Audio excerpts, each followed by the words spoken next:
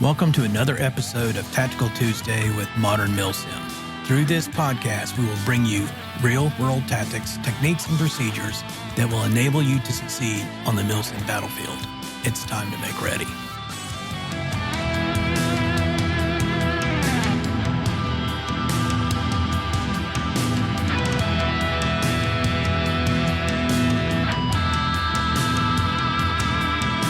Hello, and welcome to episode 18 of Tactical Tuesday with Modern Milsim. As always, I'm your host, Craig White. Thank you for being here. I've had a good holiday break. I hope you have too.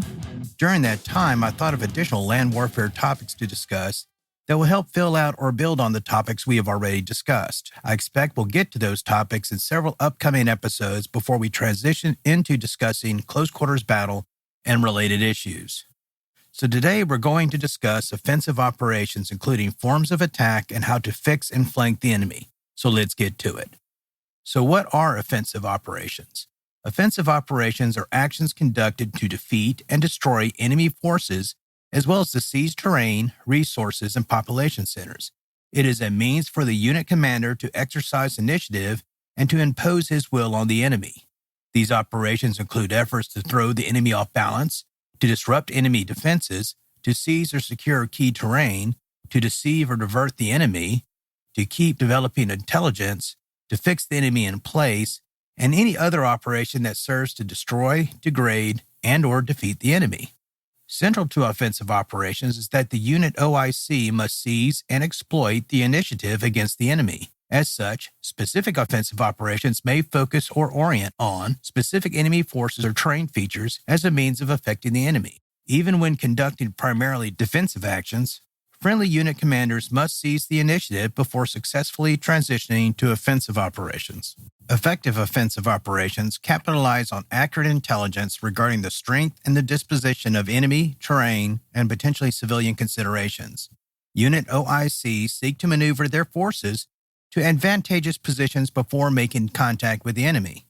While maneuvering his unit, the platoon or squad leader strives to prevent the enemy from acquiring accurate intel about his location of movements, not only for force protection, but also to make sure the enemy leader sees only what the OIC wants him to see. Although unit OICs may use smaller offensive operations to shape conditions on the Milsim battlefield, by deliberately making contact with the enemy to develop the situation in the field and/or to mislead the enemy, the decisive offensive operation is a sudden shattering action directed at enemy weaknesses that capitalizes on speed, surprise, and shock. If the initial operation does not immediately destroy the enemy, operations continue until enemy forces disintegrate or retreat to where they are no longer a threat. The OIC must execute offensive operations violently and without hesitation to break the enemy's will and to destroy him. So if you have been following the topics discussed in previous episodes of this podcast, you can see how they tie together. Unit OICs use recon assets to locate the enemy and decipher its weaknesses before moving to attack or ambush it. Offensive actions against the enemy are prosecuted by extreme violence of action to destroy the enemy while also achieving other objectives such as seizing key terrain and the like. Although offensive operations apply to both the operational and tactical levels of Milsim combat, today we're going to focus on the tactical level. And when I say tactical level, I'm referring to offensive operations conducted by platoons or smaller units. We'll circle back to discussing offensive operations at the operational level in a later episode of this podcast. So before we get to the details of offensive operations, we need to discuss the 4 characteristics that are common to them. These characteristics are surprise, mass, tempo, and audacity. So let's talk about each of these characteristics in more detail. Okay, so the first characteristic of offensive operations is surprise. To maximize the effectiveness of offensive operations, the platoon or squad leader must seek to attack the enemy at unexpected times or places and/or in a manner for which he is unprepared. As you can imagine, unpredictability and boldness in actions taken by the unit OIC helps to gain surprise. Similarly, the direction, timing, and the force of the attack can also facilitate surprise. The whole point of surprise is to take the enemy off guard and to cause hesitation that can be exploited to destroy the enemy with a minimum of casualties. Surprise typically delays enemy reaction, overloads or confuses enemy leaders, and reduces the coherence of the enemy defense. When the surprise is great enough to result in enemy paralysis, Friendly forces are more likely to exploit through an ineffective defense and to surround the enemy. Enveloping the enemy allows the friendly forces to attack the enemy from multiple directions that, with the exception of bunkers and strongpoints, prevents them from effectively using cover.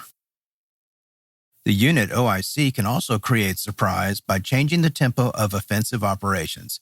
Typically, this is achieved by speeding up offensive operations so that his forces are executing inside the enemy's OODA loop. In other words, the enemy cannot keep up with the tempo of friendly forces, and as a result, it is reacting to the actions of those forces instead of finding ways to seize the initiative on its side. An OIC may also attempt to surprise the enemy by concealing the concentration of his forces.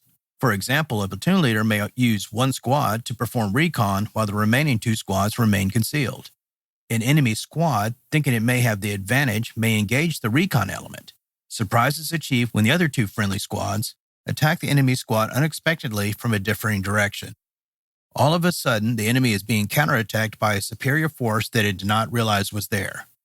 Now, it is often difficult to achieve complete surprise over the enemy during a Milsim event because both sides know the date and time that each side will commence offensive operations.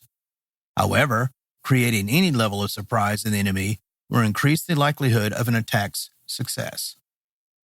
So now let's talk about mass. Mass is the concentration of combat power for a single purpose. With offensive operations, that purpose is to attack and destroy the enemy. The OIC wants to concentrate his forces at a particular time and place where he can exert maximum combat power on the enemy during the main attack. That being said, the OIC also does not want to telegraph the attack by massing his forces too early where the enemy can't observe them in time to form a response. Keeping your forces dispersed before an attack not only promotes force protection, but also stretches out the enemy defenses and makes it easier to prevent individual enemy units from supporting each other. For example, forcing the enemy to spread its defenses into fixed positions before the attack makes it easier for a smaller force to fix them in place with either direct or indirect fires while the majority of the unit is attacking the enemy at its weakest point. Keep in mind that mass does not simply mean the number of people involved in the attack. It also includes all vehicles, close support, and indirect fires. Also keep in mind that the larger the attacking force is, the more difficult it will be to coordinate individual units to mass at the right time and place for an effective attack. So the next characteristic we need to talk about is tempo. Tempo is the timing of offensive operations. Tempo is not simply the speed of an individual attack. Instead, it is the momentum of offensive operations over time. Controlling or altering the tempo of offensive operations is essential to maintaining initiative. The loss of initiative will often result in the stalling or stopping of offensive operations.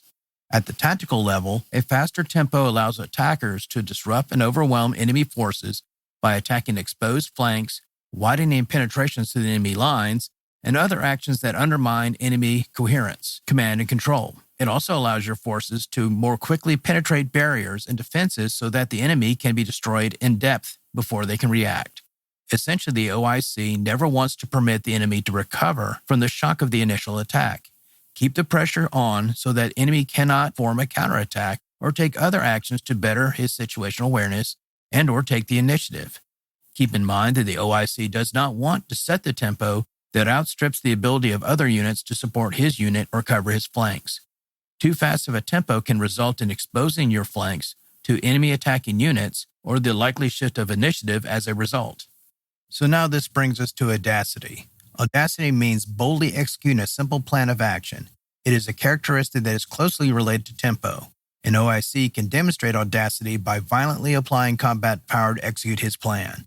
OICs take reasonable risks to create opportunities to exploit their unit's attack and to maintain initiative. Offensive operations are typically built around 5 forms of maneuver. Forms of maneuver are distinct tactical combinations of fire and maneuver with a unique set of doctrinal characteristics that primarily differ in the relationship between the attacking force and the enemy. These 5 forms of maneuver are the envelopment, turning movement, infiltration, penetration, and frontal attack. While these 5 forms of maneuver are normally combined, each one attacks the enemy differently. Each also poses different challenges for the attacker and dangers for the defender. So let's talk envelopment first. At the tactical level, envelopment is essentially moving to attack the enemy's flanks or rear with a focus on seizing terrain, destroying specific enemy forces, and/or interdicting enemy withdrawal routes. With the envelopment, attacking forces avoid engaging the enemy at its front where the enemy can easily concentrate its fires. As illustrated in earlier episodes of this podcast, components of Battle Drill 1 and Battle Drill 2A involve the use of a base of fire element to fix the enemy in place, while another element moves to flank the enemy and destroy it.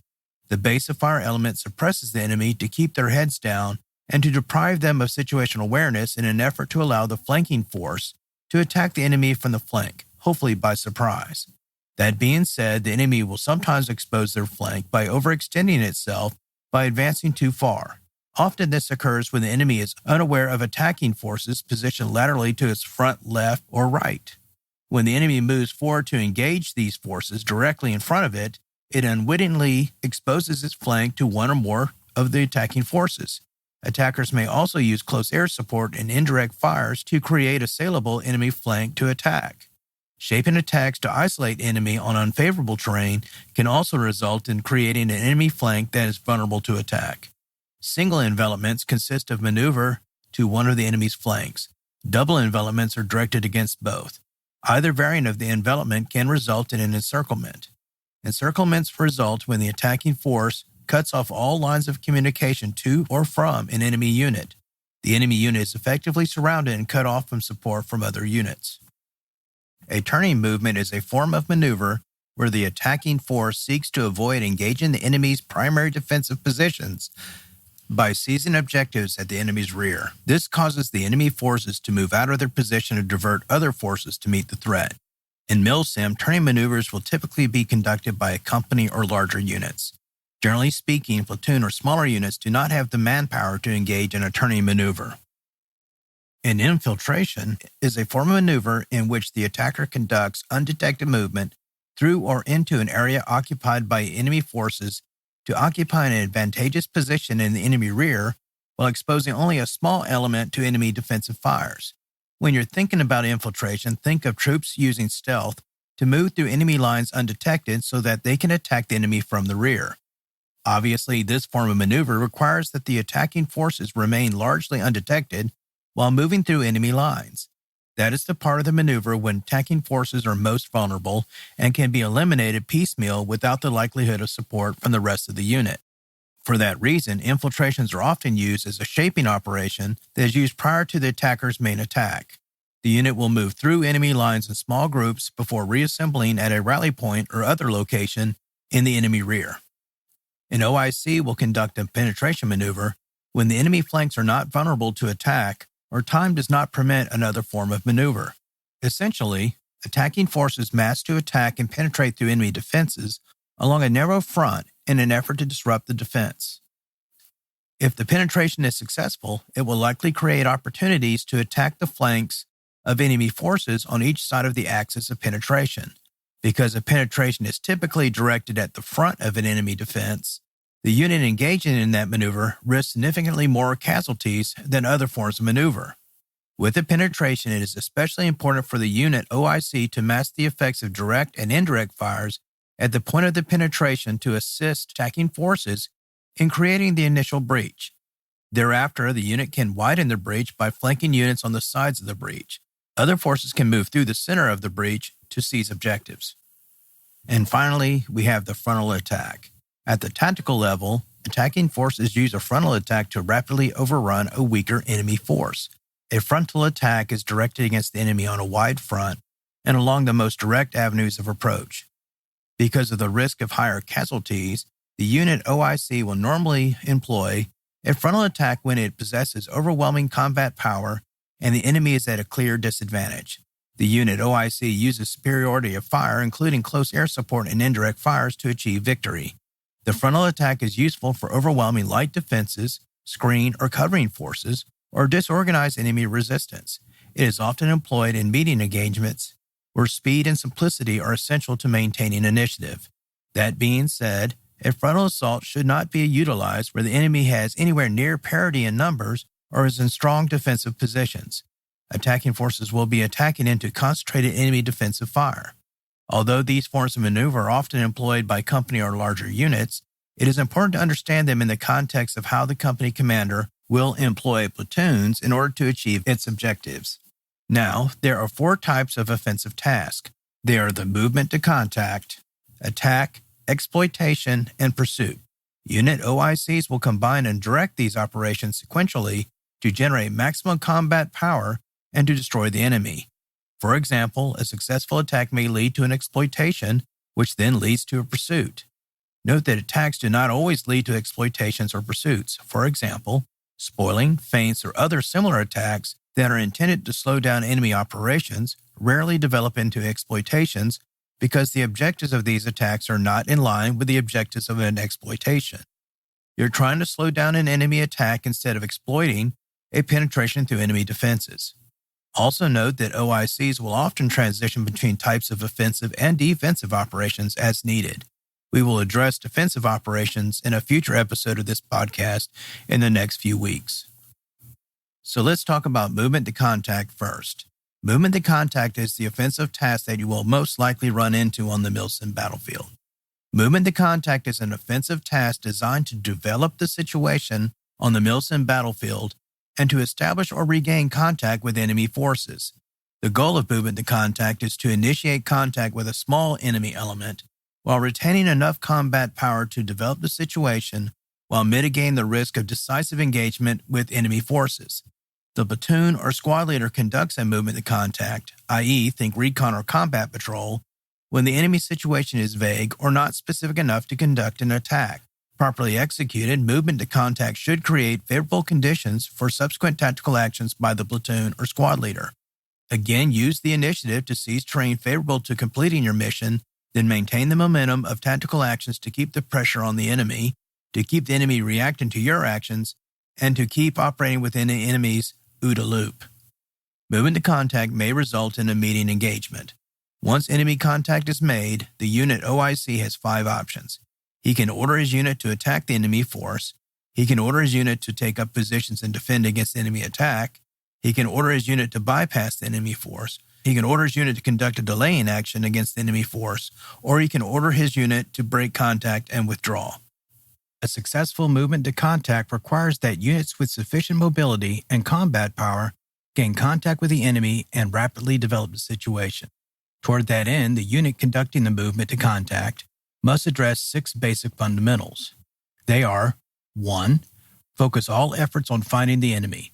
This may entail the use of multiple recon patrols to locate the enemy before he finds you. 2. Make contact with the smallest enemy element possible in an effort to maintain force protection. In doing so, be aware that the enemy is likely attempting to do the same to you. Although you may make contact with a fireteam or squad, there may be a much larger enemy unit waiting to engage you. 3. Make initial enemy contact with small, mobile, and self-contained forces to avoid decisive engagement of the main unit body by the enemy on terrain of the enemy's choosing. Doing so will provide greater flexibility to develop the situation. 4. Task organize your force and use movement formations that allow your unit to react quickly to contact and rapidly redeploy to attack. Usually, fireteam wedge or online formations are best for this task. At the squad level, use fireteam wedges and squad column formation. Fireteam wedge and squad column formation consist of 2 fireteams in wedge formation in line behind each other with the squad leader and any heavy weapons or other specialized squad members located in its center between the 2 fireteams. This particular squad formation facilitates movement of the trailing fireteam to flank the enemy once the lead fireteam makes contact with it. 5. Keep all of the elements of your force positioned close enough to quickly respond to enemy attack to support each other. Each squad or fireteam needs to be close enough to the others so that each can be covered effectively by direct fire of the other. 6. Once enemy contact is made, maintain it unless the enemy force is too large to handle. In that event, break contact to maintain force protection. Now, movement to contact is conducted using one of 2 techniques. They are the approach march or search and attack. The approach march technique is used when the enemy is expected to deploy using relatively fixed offensive or defensive formations and the situation currently remains vague. To properly employ the approach march technique, the platoon leader or squad leader needs to know the units assigned to the mission, the location of his and enemy forces, the route and rate of movement to be used, the unit's actions to be conducted upon enemy contact, the fire support plan for the mission, and actions to be conducted upon reaching the march objective if one is assigned to the unit. Typically, the approach march will utilize traveling Overwatch movement until enemy contact is anticipated. At that point, the squad should transition to bounding Overwatch. Now, as opposed to the approach march technique, the search and attack technique is used when the enemy is dispersed, when he is expected to avoid contact, or when higher command needs to deny the enemy freedom of movement. A platoon leader or squad leader will conduct a search and attack for the following purposes. 1. To protect the force. This is to prevent the enemy from massing to disrupt or destroy the platoon or squad. 2. Collect information. This is an effort to develop intelligence concerning the enemy or the terrain in the area of interest. 3. Destroy the enemy or otherwise render him combat ineffective. 4. Deny the enemy freedom of movement in the designated area of operations. Typically, a movement to contact will result in a meeting engagement. Meeting engagements usually occur when a moving element engages a stationary or moving enemy at an unexpected time and place. Now, at the squad and fire team levels, meeting engagements will typically occur when both forces are generally aware of the presence of the other in the area of operations, but not the specific location. Initial contact is usually initiated by direct fire by one force at the other. If the enemy initiates contact by fire, the squad and fire team will react to contact and, depending on the attack, will either transition to counterattack via Battle Drill 2A or assault through the enemy ambush. On contact, your forces must act quickly to gain the advantage and seize initiative. Speed of action and maneuver coupled with accurate fire are essential. To maintain momentum, lead elements quickly bypass or fight through light resistance. Although freedom to maneuver is advantageous, the unit OIC must choose to establish a hasty defense if the enemy force is larger or the terrain offers a significant benefit. The initiative and audacity of fire team and squad leaders are essential for their forces to act faster than the enemy. They balance focusing combat power rapidly with keeping other options open and maintaining pressure on the enemy.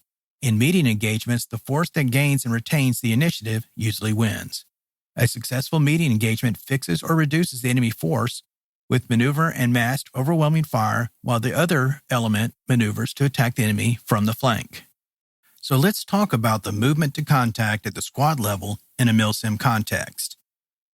Essentially, the squad departs the assembly area in a squad column with fire teams in wedge.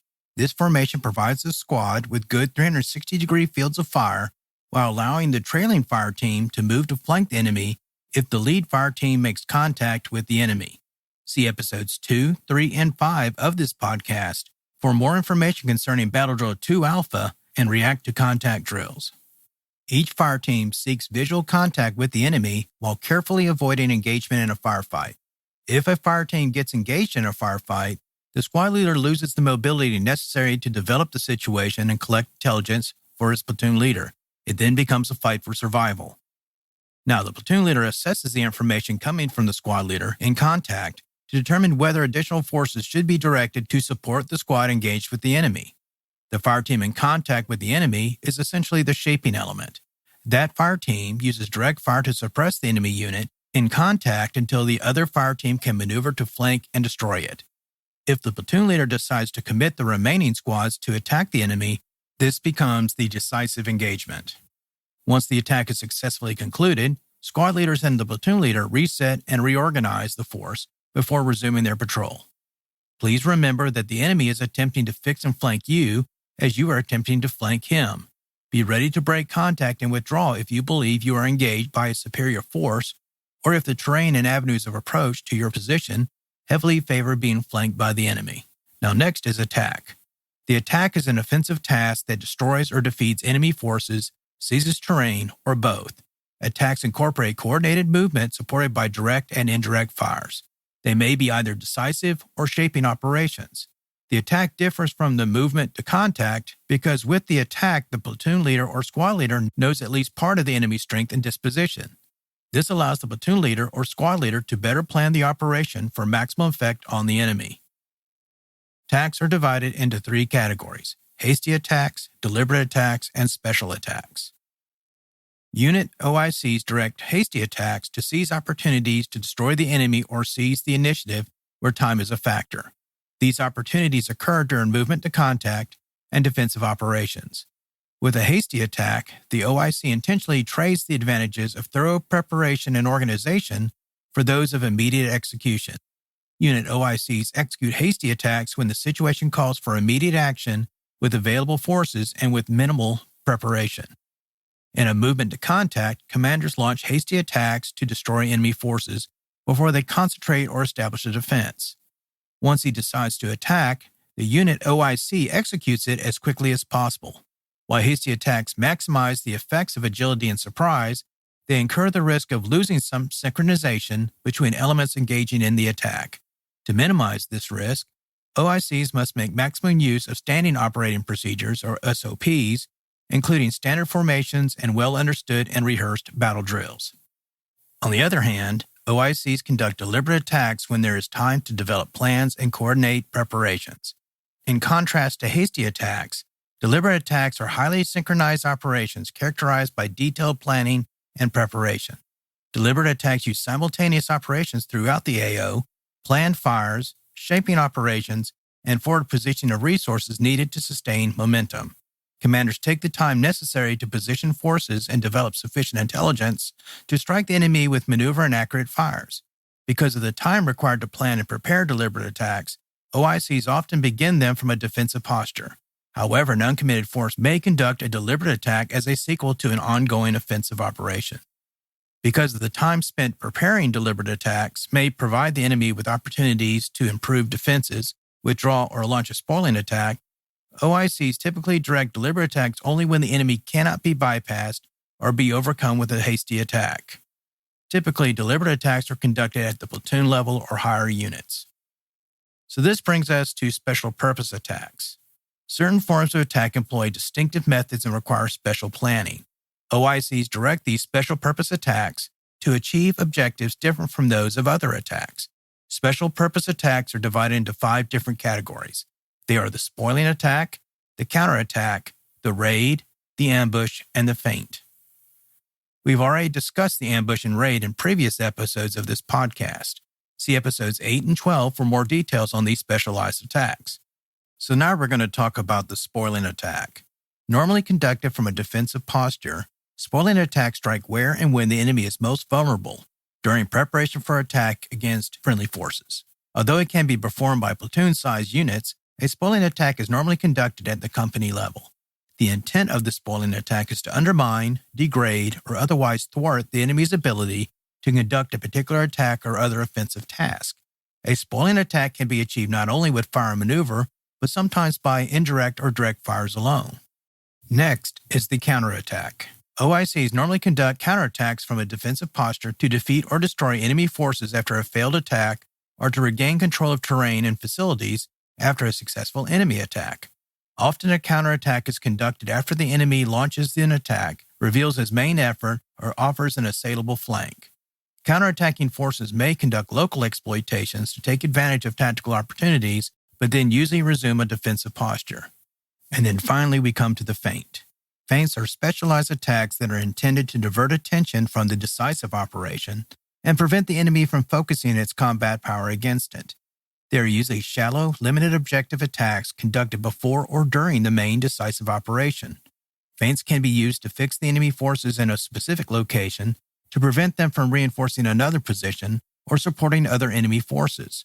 The point of the feint is to lead the enemy facing the attack to believe it is the main effort against them and to prevent the enemy from repositioning itself to support the defense against the actual main attack.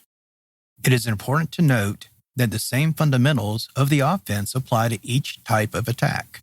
Success depends on skillfully massing the effects of combat power where the enemy is weakest in order to retake key terrain or prevent the enemy from conducting follow-on offensive operations. At the tactical level, the squad should maneuver along lines of least resistance while using terrain for cover and concealment. This indirect approach affords the best chance of the squad achieving surprise against the enemy when it attacks. Before the attack kicks off, the squad moves to its assault position. The assault position is the last cover and concealed position before commencing the attack.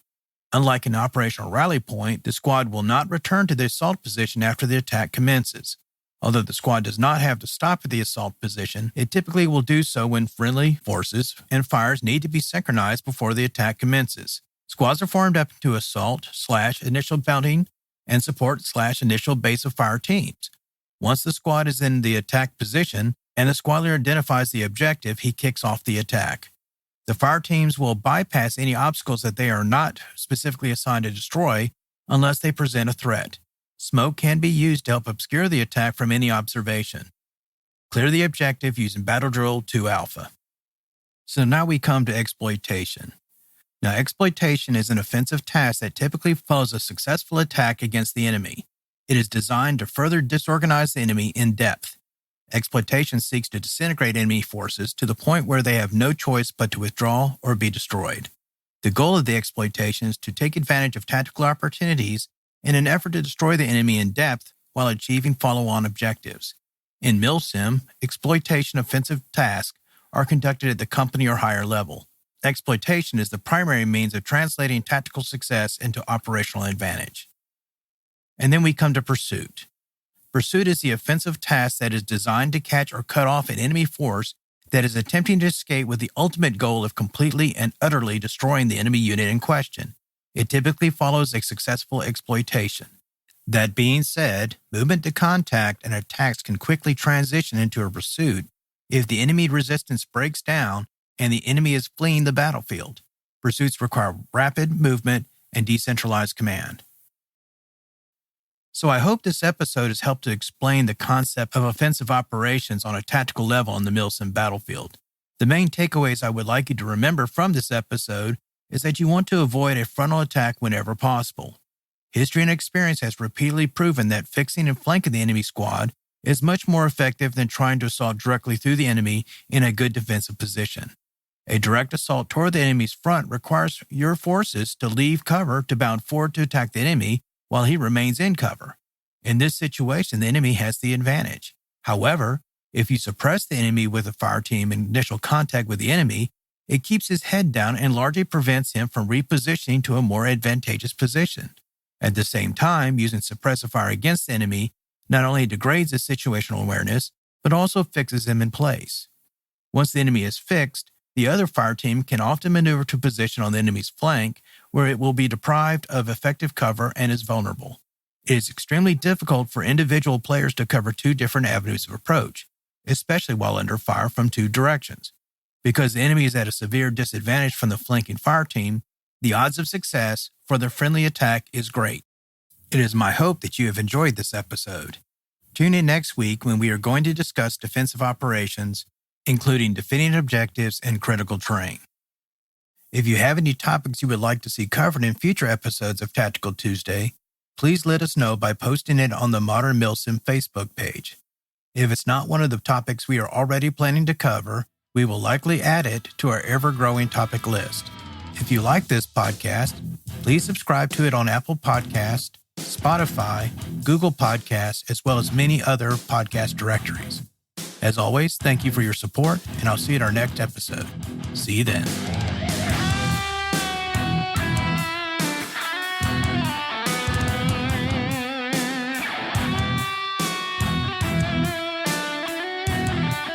To our listeners out there, thank you for tuning in, and I look forward to providing you with new episodes every 2 weeks. If you like what you're hearing on this podcast, please subscribe and provide us with a review. We want to know what you like and how we can improve. You can also contact us on our Facebook page at facebook.com/Modern Milsim with any suggestions you may have. In our next episode of Tactical Tuesday, we will discuss defensive operations, including defending objectives and critical terrain. If you want to know more about application of real-world tactics, techniques, and procedures to Milsim, please check out From Alpha to Omega, a Milsim tactical primer and training manual, as well as From Insertion to Extraction, Advanced Milsim CQB Tactics, Techniques, and Procedures. Both books are available at Amazon.com. As always, thank you for your support, and I'll see you at our next installment of Tactical Tuesday.